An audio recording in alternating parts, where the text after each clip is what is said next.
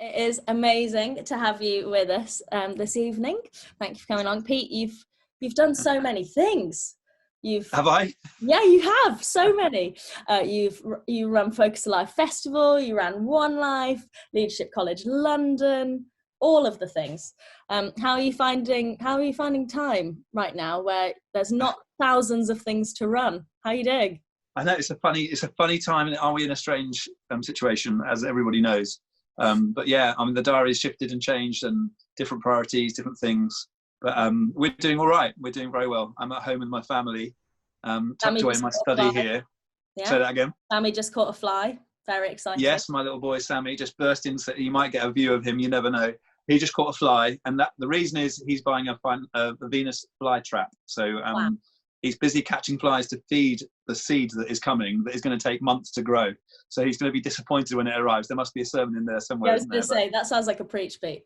I know. Shall we turn it into something? No, I won't do it right now. But anyway, we're having fun as a family, and through the highs and lows of those moments. It's not always perfect, but it's good that we get to spend some time together. We're blessed for that at this time.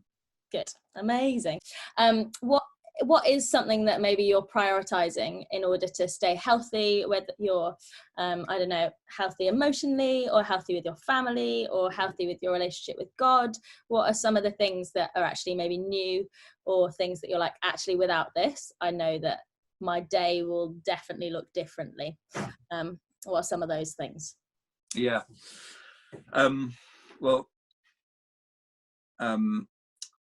Actually, it's interesting. Some of the things that I prioritize are the very same things that I've done before, but you have to think ways of doing it. And I think that's really healthy from an emotional point of view, because, there's so much change that if you can actually do a few things that are the same, that really helps, doesn't it?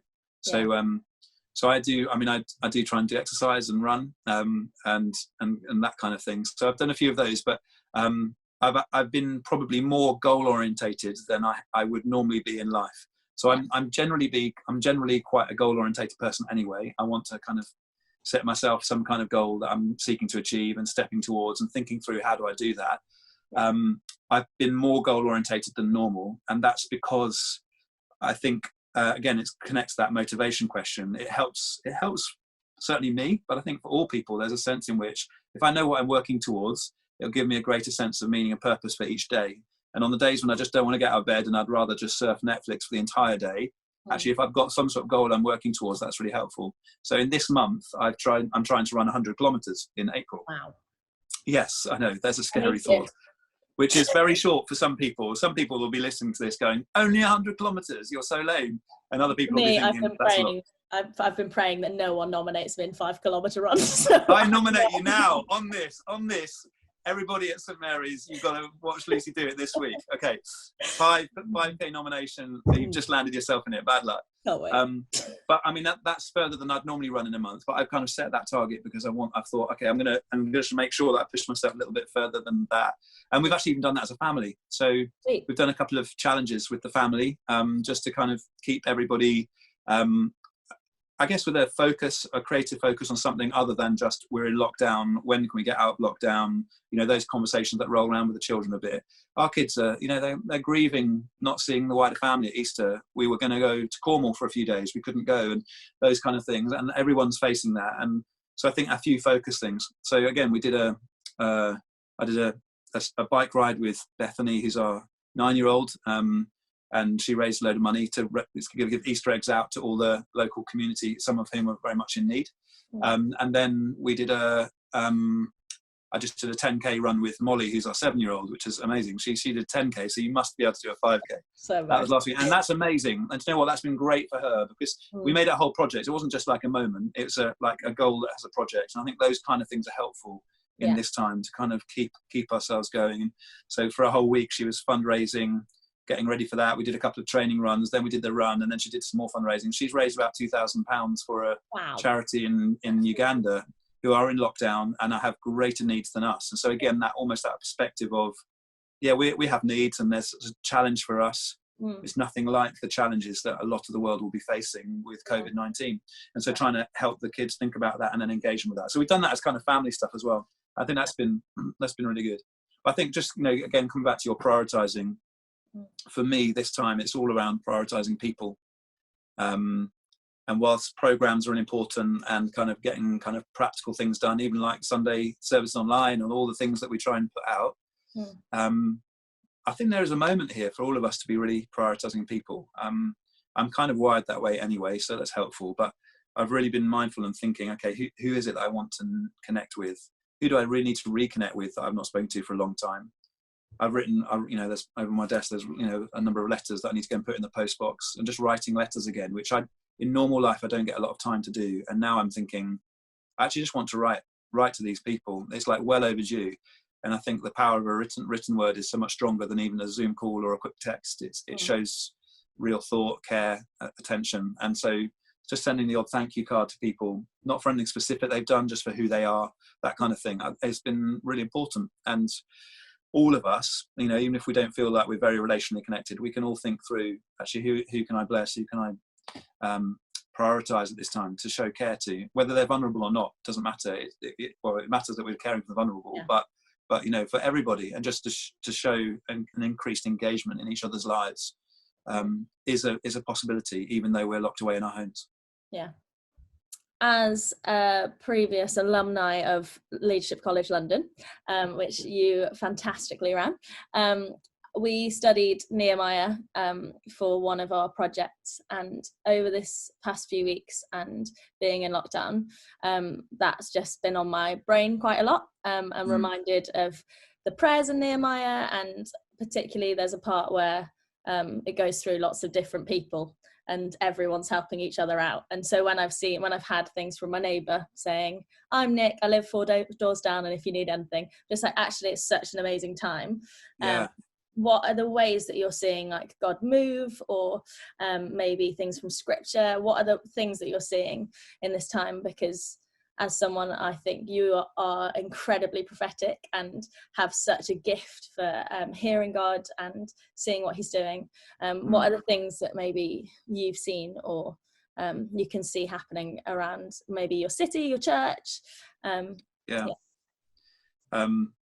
it's again, bold question. And I think it's quite hard to be really clear about what we're seeing right now. I wish I could say, this is what God has said, and this is, I wish I could be really kind of definite. I think there are a whole load of things being thrown up, and it's just very similar. You've just mentioned Nehemiah there, and it's very similar to that context. I mean, that's a great book to read right now. If you're, listening to this and thinking, what should I be looking at? What should I read? Read Nehemiah, because it's a fascinating insight. I love that book because it is very focused around leadership.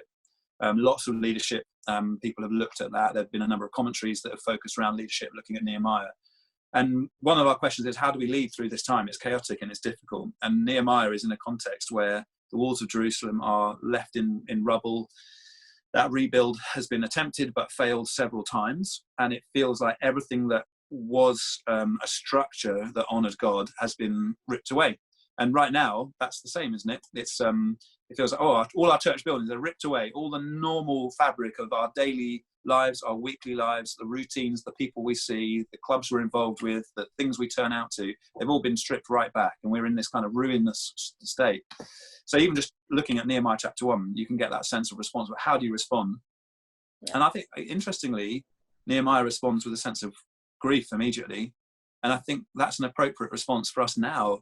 And I'd encourage people not to be bypassing that response, because there is a sense of grief of loss. A lot of things that we've worked on that now can't happen. A lot of opportunities we would have taken, we can't now take. And of course, there are lots of great things happening out there, but it's appropriate also to be in a sense of, grief. This is a loss. And that's how Nehemiah begins. Yeah. But from that loss, he then begins to pray. Things begin to happen. Extraordinary things happen. He mobilizes lots of people, and they rebuild the walls within 52 days.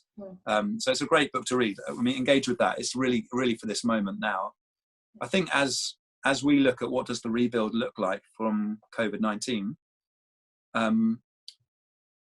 I wouldn't be bold to say I feel like I've heard God say this or that. I have a concern in my heart as I pray particularly for people who have been on the fringes of church or who have been in church for a little while. I know there's an opportunity to reach other people outside the church, and lots of churches are doing that. But my concern is there because the culture that we surround ourselves in really shapes us, doesn't it? And suddenly people have been stripped out of their culture, out of their normal patterns of life. And they'll be anchorless a little bit and struggling. And whilst we could say, oh, well, they should just be, founded on Christ and building their foundations in that place. Well, yes, but we're all at different stages in our understanding who Jesus is, how we walk closely to him. And for those, particularly those slightly on the edge, this is a moment where they could really lose their way, not necessarily just because of themselves or things they're doing, but just because they're not in a culture that is encouraging or fueling them. Yeah. So that's one concern. I guess I do feel like God wants to teach the church something right now. And he is working all things for good. And he wants our attention. God's always delighted when we give him attention. Not that he's just like got an attention deficit and we just got to give him attention, but there is a sense in which God is saying, actually, I'm the priority, I'm the life source, I'm everything for you. From me comes all things. And so be connected to me. That's the ultimate call of Christianity, isn't it? To actually know that we can connect to the very source of life and that he will give us life itself and help us to live that fullness. Yeah. And so there's a moment now where there's almost a question of like, do we give our attention to him in a time where, our attention could be on COVID-19, on the latest news headline, on all the other things, but it has definitely been stripped away from all the football teams and everything. All of that has been stripped right back. So there's this question of the attention. And really, I guess, a building question to me is, will we learn what God wants to teach us in this time? Are we being attentive to what he's saying? And as I said before, I don't find it easy to hear what he's saying directly right now, but I want to position my heart in such a way that I'm ready to learn what I need to learn right now. He's caught the attention of the entire world. And what is he asking us to do with that? What is our response to that as we sit in it? And those are questions I'm asking God at the moment in a big way. And I guess one of the questions that comes back to my mind, maybe prompted by his spirit at work in me, is just, who is the future? Who am I in the future? The world will be different. Things will change. We will all respond at some point, and we will come out of our homes and re-engage socially bit by bit. And who do I want to be in those times, and who is God calling me to be in those times, is something I'm grappling with God at the moment, because my sense is he is reshifting who I need to be as much as who the church needs to be. Yeah. Those are some of my reflections. They're not very sharp, but that's really what's going through my mind as we sit in this time.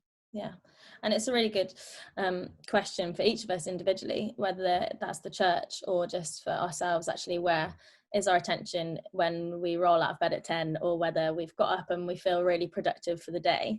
Actually, it could be a big thing, or it could just be, what one thing am I reading to start my day, or something like that. If you got any tips or anything that you think, even for those people that maybe had just started coming to church, or have been for a couple of weeks, or maybe have only been watching church online and have never actually met us in person, have just know Jack and I from silly videos. Like, actually, is there something that you would recommend? Maybe just one thing daily, or a book to read, or something. What do you reckon? Oh well, there's so much you could do. I think the most important thing is engagement, even like we're having now. So it's actually real engagement in real time with real people. Yeah. Because we can all be watching a lot of resources, and a lot of really good, well-made resources online, and great services like this one, and they all fuel us, and that's really good. But it's in the interaction and engagement between human beings where we really grow, where we experience vulnerability, authenticity, and development.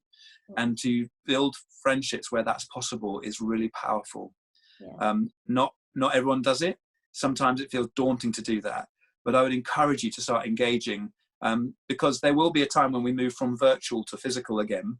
And whilst we might keep some of the virtual things we've learned, and we think, oh, this is a new way of doing things, and we're going to keep this, I'm sure we will, and our future will be different. But what's absolutely certain is that we will re-engage physically as well. And I'd say, don't wait until that time to build deeper relationships, but go after relationships now.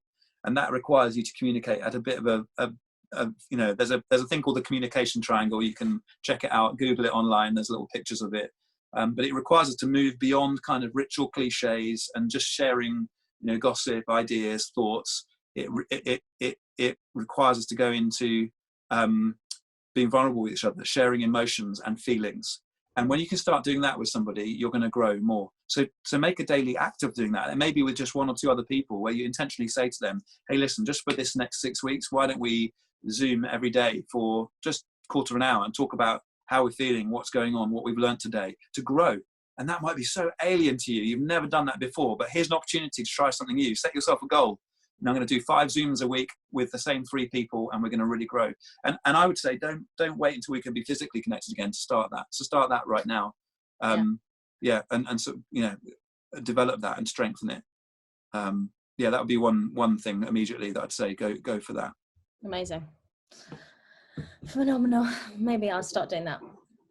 And now I'm getting sidetracked with who are my people that I'm going to be like, let's do this every day. Incredible. Well, Pete, thank you so much for being with us. It's been amazing having you at St. Mary's. We look forward to the day where you can come in person. You know, I really hope that can happen, and it would be really great to meet people properly. I always hear great things, and I'd love to be around the church at some point. We would love that as well. It was going to happen, but sadly it got cancelled because of this, wasn't it? But anyway. But we got you here virtually and quicker, so that's good for now. That'll do. Amazing. With no travel expense. It's great. Exactly. Perfect. Happier for the environment as well. So there you go, all the benefits coming through. Perfect. Well, thank you so much, Pete, and we will see you soon.